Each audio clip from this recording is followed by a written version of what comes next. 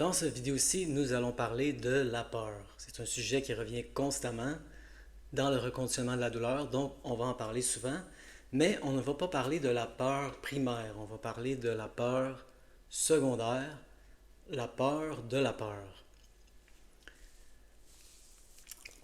Dans le reconditionnement de la douleur, on apprend qu'il y a deux choses principalement qui vont nourrir les symptômes chroniques. L'attention et la peur. Donc au début, la plupart des gens, comme moi, se disent « Oh non, il ne faut pas que j'aie peur des symptômes ». Et là, ça devient frustrant parce que c'est presque impossible de ne pas avoir peur des symptômes.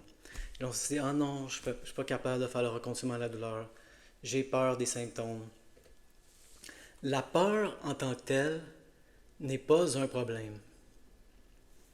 On peut avoir peur des symptômes. Je dirais que le problème arrive quand on commence à avoir peur de la peur. Il y a une façon d'avoir peur. Et là, on peut faire par exemple un repérage somatique. Si j'ai peur. Et au lieu de réagir avec peur, envers sa peur, on peut commencer à l'explorer, si ce n'est pas avec courage, au moins avec de la curiosité. Si on peut approcher sa peur avec curiosité, on n'aura plus peur de la peur. C'est très difficile d'être curieux et avoir peur en même temps. Quand on pense à un animal, un petit chien curieux, il se met à explorer la pièce, il se met à renifler partout, il est curieux, il n'a pas peur, on le voit tout de suite. S'il avait peur, il arrêterait d'explorer. Donc c'est vraiment ça l'attitude qu'il faut avoir avec notre peur. Il faut être très très curieux envers notre peur, comme envers nos symptômes d'ailleurs. Quand on a un symptôme et puis là on sent qu'on a peur, ils appellent ça la réaction primaire. Ça, on ne contrôle pas ça. Symptômes. Ah, ah, irritation, agacement, peur. Ça va trop vite, c'est subconscient. Ce qui est conscient, c'est la réaction secondaire. Quand on nourrit la boucle. C'est la même chose avec le stress. Le stress cause des symptômes, c'est les symptômes de stress. Et là, on active la réponse de stress envers le stress.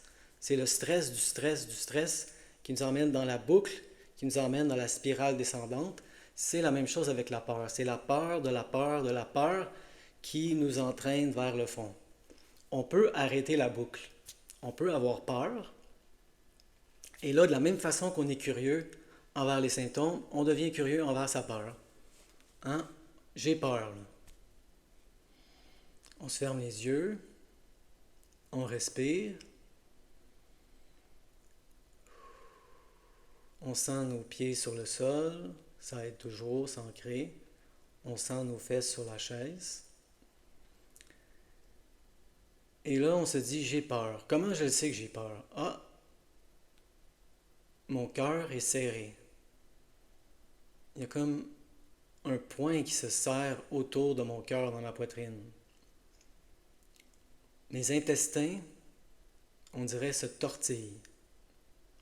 Et c'est ça qu'on fait. On agit envers la peur de la même façon qu'on agit envers les symptômes quand on fait un repérage somatique. Et ça permet de couper la boucle de la peur, de la peur, de la peur. Donc c'est correct d'avoir peur. Beaucoup de gens se disent « Ah non, j'ai peur, je suis en train de nourrir la douleur chronique ». Pas nécessairement. Si on laisse la peur primaire se faire sentir, sans engendrer la peur secondaire, moi je dirais que ce n'est pas un problème du tout. Et que même, ce qui causerait le problème, c'est d'ignorer la peur ou d'essayer de la réprimer. La répression, c'est jamais bon. C'est une émotion difficile, donc il faut la sentir. Et là, remplacer peur par n'importe quelle autre émotion difficile. Il faut sentir nos émotions difficiles. C'est la clé pour éliminer les symptômes chroniques.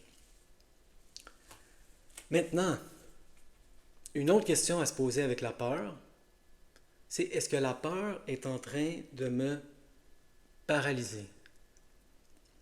Si on attend de ne plus avoir peur,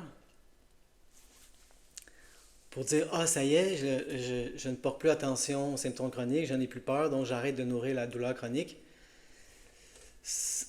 Ça va pouvoir prendre longtemps, là. Hein? Le but, je dirais, c'est d'apprendre à bouger à travers la peur.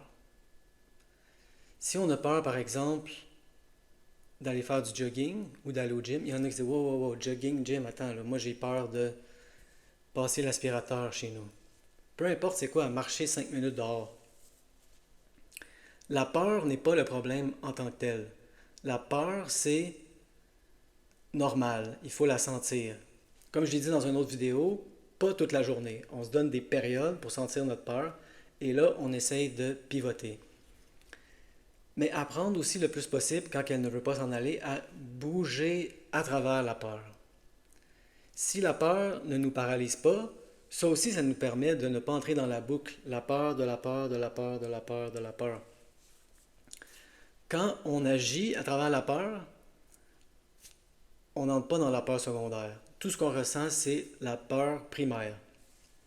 Il faut toujours se demander, une bonne question à se demander en reconnaissant la douleur, c'est qui est en charge? Moi ou les symptômes?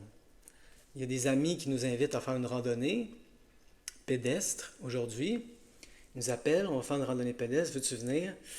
Non, je pourrais avoir des symptômes en plein milieu, je ne veux pas venir. Qui est en contrôle en ce moment? Vous ou les symptômes? Vous ou la peur? À ce moment-ci, c'est la peur qui est en charge. Les symptômes ne sont pas le problème. Comme on l'a déjà vu, les symptômes ne sont pas dangereux. Les symptômes ne sont que des sensations. Il n'y a rien de dangereux. Donc les symptômes ne sont pas le problème. Est-ce que la peur est un problème? Non. On peut y aller, on peut aller à la randonnée pédestre même si on a peur. Le seul problème, c'est quand la peur nous paralyse.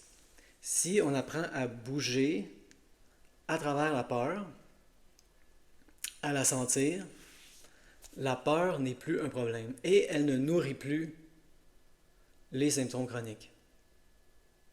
Donc c'était vraiment ça le message du vidéo. La peur n'est pas un problème. L'attention aux symptômes aussi peut être bénéfique. Ça peut vraiment être un atout dans le repérage somatique. Hein? On sent nos symptômes. Il y a des moments pour porter notre attention vers les symptômes, le repérage somatique. Donc il y a des nuances ici. Hein? Mais la peur primaire n'est pas un problème. C'est seulement la peur secondaire qui est un problème et la peur qui nous paralyse. Si vos amis vous appellent pour une randonnée pédestre, ça serait probablement une bonne idée d'y aller et d'apprendre à bouger à travers la peur. Parce que c'est pas cette peur-là qui est le problème, c'est la peur secondaire, celle qui nous entraîne dans la paralysie.